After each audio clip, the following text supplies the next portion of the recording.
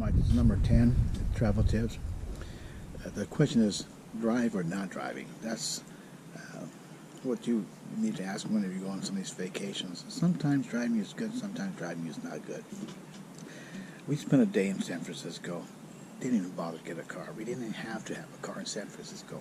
Flew down there, got on board, went everywhere we want to go. We walked where you had to walk. It was just the perfect situation. We didn't been there twice and did the same thing both times. We didn't even have to get a car at all in San Francisco. We even stayed overnight one night. It was out the next day. Their public transportation is fantastic. You don't need a car in San Francisco. And most big cities we've been to, New York, Washington, D.C., Boston, Paris, London, Amsterdam, it's the same thing. In my opinion, only it's the fact driving these big cities is a waste of time. You might want to say, yeah, I drove in Paris or I drove in New York. That's fine, but their public transportation in these cities is so good that you don't need a car. And it's so busy and hectic, and traffic it would drive you crazy to go in that traffic in those big cities and everything. So in the big cities, no, you don't need to drive. But if you want to go in Europe and you want to go in between here and there, they got a great train system.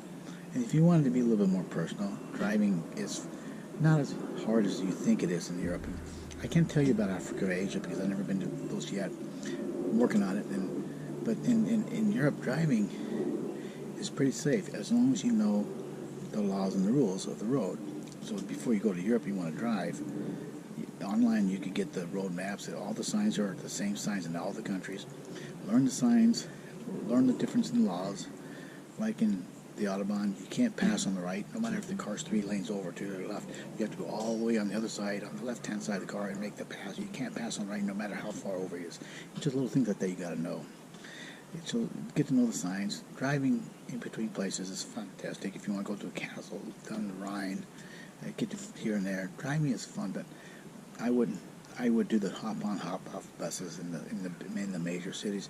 In Amsterdam, we parked our car in Haarlem, which isn't too far away.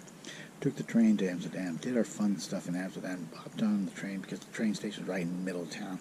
Hopped back on the train, went back to Haarlem, got in our car and drove away. Didn't bother even driving because it's just with all the canals and all the bikes, it gets hectic. So really it's up to you. You could drive around Europe, but I would recommend not to drive in the big cities. That saves you a lot of wear and tear on your mind. Just so you let you know, it's up to you if you want to drive it or not. If you think driving in where you're from is hectic with traffic the way it is, going home and coming to work, it's the same thing in these other cities, but the streets are smaller.